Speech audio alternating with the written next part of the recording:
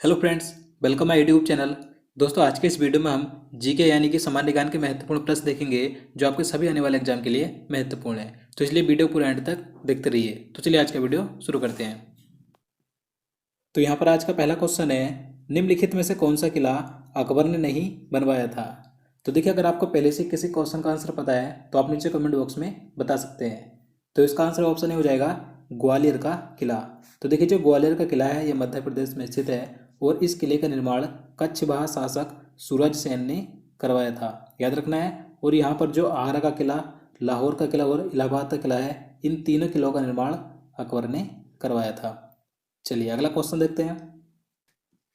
भारत का कौन सा क्षेत्र एक समय अवंतिका के नाम से जाना जाता था।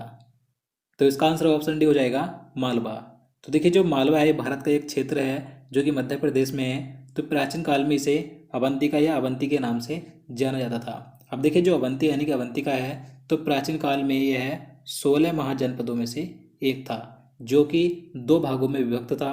पहला उत्तरी अवंती जिसकी राजधानी उज्जैनी यानी कि उज्जैन थी।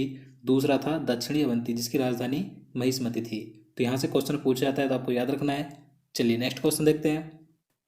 क्वेश्चन नंबर 3 है, गौतम बुद्ध ने महापरिनिर्वाण कहाँ लिया था। तो इसका आंसर ऑप्शन बी हो जाएगा कुशीनगर में।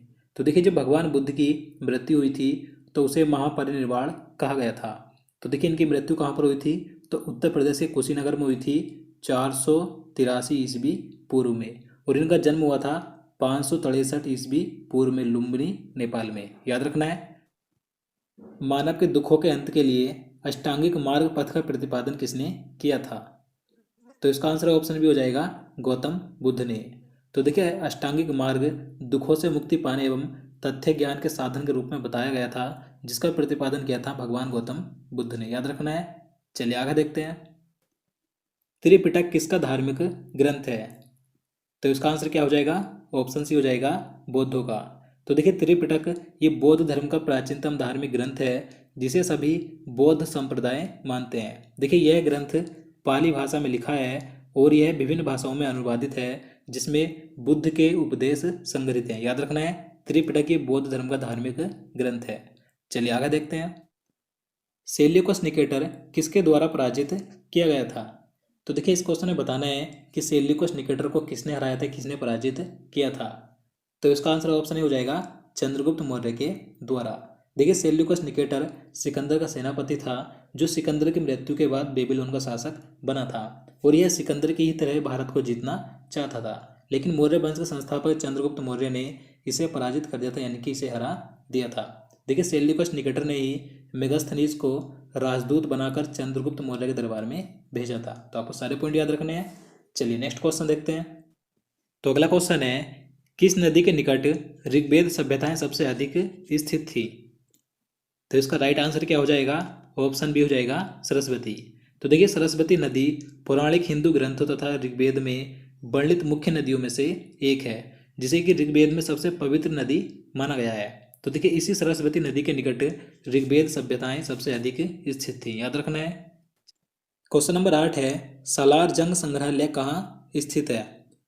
तो इसका आंसर ऑप्शन हो जाएगा हैदराबाद में। तो देखिए, जो सालार जंग संग्रहालय यानी कि म्यूजियम है, यह तेलंगाना की राजधानी हैदराबाद शहर में मूसा नदी के दक्षिणी तट पर दार उल शिफा में स्थित एक कला संग्रहालय है, याद रखना है। और देखिए, सालार जंग संग्रहालय कब स्थापित किया गया था, तो यह 16 दिसंबर 1951 को स्थापित किया गया था। चलिए अगला क्वेश्चन देखते हैं।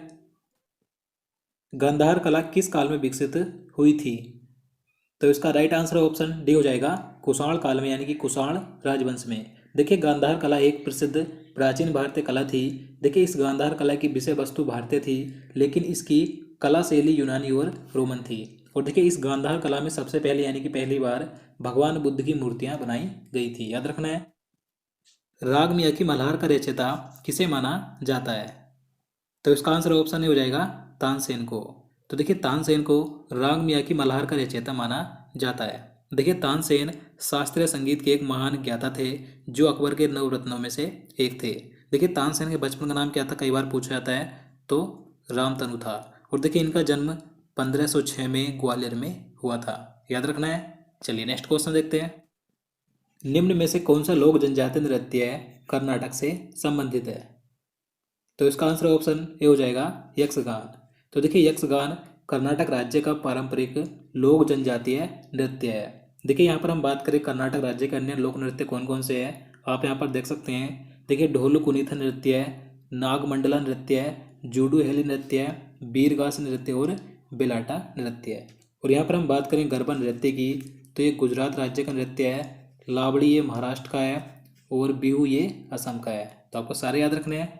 चलिए आगे देखते हैं। निम्नलिखित में से कौन सितार से संबंधित नहीं है? तो देखिए इस क्वेश्चन में बताना है कि इन चारों ऑप्शन में से कौन व्यक्ति थे जो सितार से संबंधित नहीं थे। तो इसका आंसर ऑप्शन सी हो जाएगा उस्ताद अलाउद्दीन खान। देखिए उस्ताद अलाउद्दीन खान एक प्रसिद्ध सरोद वादक थे। और जो अमीर खुसरो थे ये भी सितार वादक थे, इन्हें सितार का आविष्कारक भी माना जाता है। रविशंकर भी सितार वादक थे और विलायत अली खान भी सितार वादक थे। चलिए अगला क्वेश्चन देखते हैं। भारतीय संगीत के महान संगीतज्ञ उस्ताद बिस्मिल्लाह खान का संबंध किससे है?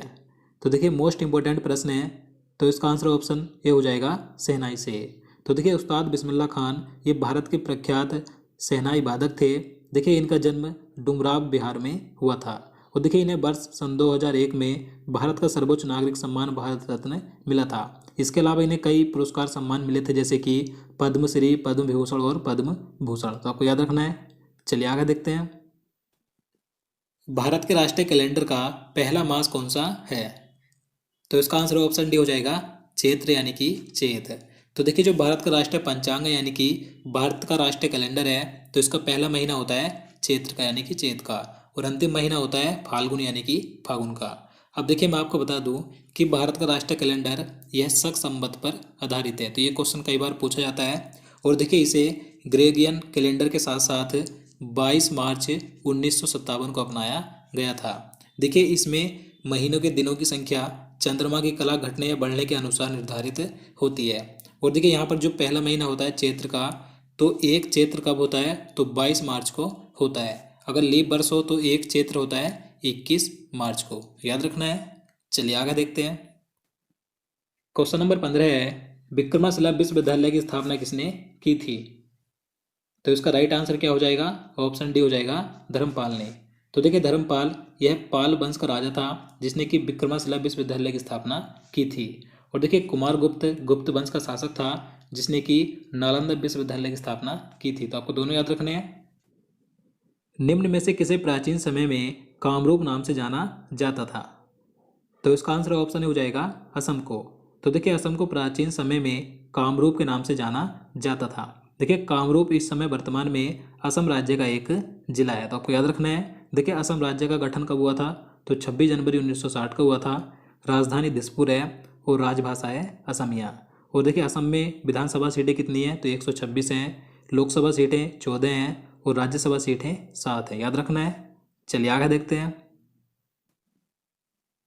आगरा नगर की स्थापना निम्नलिखित में से किसके द्वारा की गई थी? तो इसका आंसर ऑप्शन डी हो जाएगा सिकंदर लोदी ने। तो देखिए लोदी वंश के शासक सिकंदर लोदी ने 1504 में आगरा की स्थापना यानी कि आगरा को बसाया था। और देखिए सिकंदर लोदी ने भूमि के लिए एक प्रमाणिक पैमाना गज सिकंदरी का भी प्रचलन किया था जो कि 30 इंच का था, याद रखना है। चलिए नेक्स्ट क्वेश्चन देखते हैं। क्वेश्चन नंबर 18 है, वर्ष 1853 में रेल लाइन बिछाकर बम्बई को किस शहर से जोड़ा गया था? तो देखिए मोस्ट इंपॉर्टेंट प्रश्न है। तो इसका आंसर ऑप्शन नहीं हो जाएगा ठाणे को। तो देखिए भारत में सर्वप्रथम अंग्रेजों ने पहली ट्रेन कब चलाई थी? तो आपको याद रखना है 16 अप्रैल 1853 को चलाई थी मुंबई से ठाणे के बीच, और ये लगभग 34 से 35 किलोमीटर की दूरी पर चली थी, याद रखना है। और देखिए उस समय भारत का गवर्नर जनरल कौन था? तो लॉर्ड डलहौजी था। चलिए अगला क्वेश्चन देखते हैं। टीपू सुल्तान को कहाँ के शेर के रूप में जाना जाता था? तो इसका राइट आंसर ऑप्शन ए हो जाएगा मैसूर। तो देखिए टीपू सुल्तान मैसूर का एक योग्य शासक और योद्धा था जिसकी वीरता से प्रभावित होकर इसके पिता हैदर अली ने इसे शेर ए मैसूर की उपाधि दी थी। तो आपको याद रखना है कि मैसूर का शेर किसे कहा जाता था? टीपू सुल्तान को। टीपू सुल्तान ने कौन से एंग्लो मैसूर युद्ध में अपने प्राण त्यागे थे? तो इसका आंसर ऑप्शन डी हो जाएगा चौथे युद्ध में। तो देखिए 4 एंग्लो मैसूर युद्ध यानी कि 4 आंग्ल मैसूर युद्ध लड़े गए थे पहले 2 युद्ध तो हैदर अली ने अंग्रेज़ों से लड़े थे, जबकि अंतिम दूसरा युद्ध यानी कि तीसरा और चौथा युद्ध टीपू सुल्तान ने अंग्रेज़ों से लड़ा था।